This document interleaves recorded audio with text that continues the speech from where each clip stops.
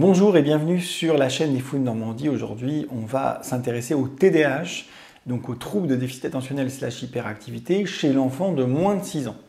Alors chez l'enfant à partir de 6 ans, bon, j'ai fait pas mal de vidéos à ce sujet, il n'y a pas vraiment de grand débat à ce sujet, donc on va plutôt s'intéresser à ce qui est un petit peu plus polémique, un peu plus l'objet de fake news, et donc on va s'intéresser à avant 6 ans. Alors d'abord, est-ce qu'il est possible de faire un diagnostic de TDAH avant 6 ans? Eh bien la réponse est oui.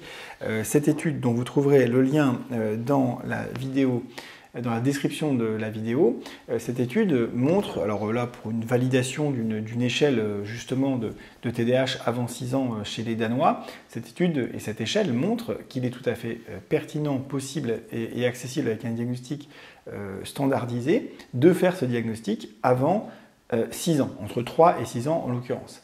Donc ça, c'est la première chose. Oui, le TDAH avant 6 ans existe. Il est tout à fait possible de le diagnostiquer avec des outils comme une échelle entre 3 et 6 ans. Petit 1. Petit 2, pour les rares patients entre 3 et 6 ans ayant besoin d'un traitement médicamenteux, est-ce qu'il est possible de le mettre? Est-ce qu'en termes d'effets secondaires, c'est pas plus dangereux?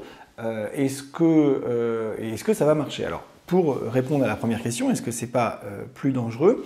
Il y a cette étude dont vous trouverez le lien dans la description de cette vidéo qui montre que le profil d'effets secondaires est en fait tout à fait le même que celui chez les enfants au-dessus de 6 ans. Et à vrai dire que celui chez les adultes, puisque honnêtement, en tout cas moi dans ma pratique, je n'ai pas vu beaucoup de différence en termes de profil d'effets secondaires entre 6 et 60 ans. Il n'y a pas grand-chose de différent. Donc oui, le profil d'effets secondaires est tout à fait équivalent à celui de l'enfant au-dessus de 6 ans, entre 3 et 6 ans. Bon. Alors ces effets secondaires habituels, c'est une perte d'appétit en début de traitement, qui peut durer quelques semaines quand même, des troubles du sommeil qui peuvent aussi durer quelques semaines, parfois quelques palpitations, quelques maux de tête. Enfin, ça, c'est les effets secondaires les plus fréquents.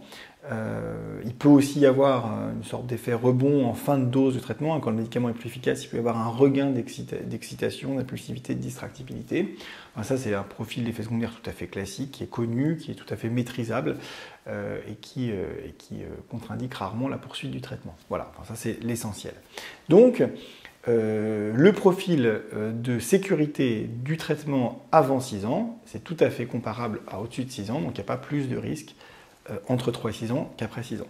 Ça, c'est la deuxième chose. La dernière chose, c'est est-ce que ça fonctionne? Est-ce que ça fonctionne? Parce que ce ne soit pas plus dangereux, ça c'est une chose, tant mieux, on est content. Mais est-ce que ça fonctionne? Est-ce que, même s'il n'y a pas beaucoup de risques, est-ce que les bénéfices sont présents? Est-ce que donc il y a un rapport entre les bénéfices et les risques qui est en faveur du bénéfice? Eh bien, la réponse est oui. Oui, avec deux études que vous trouverez dans la description de cette vidéo, donc vous trouverez le lien dans la description de cette vidéo, qui ont été réalisées chez des enfants donc avant 6 ans, entre 3 et 6 ans, et qui montrent qu'on peut tout à fait attendre la même chose en termes d'efficacité chez les enfants entre 3 et 6 ans qu'après 6 ans ou que même chez les adultes. Donc, oui, le rapport bénéfice-risque est en faveur du bénéfice pour certains patients entre 3 et 6 ans qui souffrent d'un TDAH. Et donc, il faut peut-être ne pas laisser des personnes qui soit méconnaissent la littérature, soit ne veulent pas la connaître, soit l'ignorent volontairement. Il ne faut pas laisser des gens raconter n'importe quoi. Hein.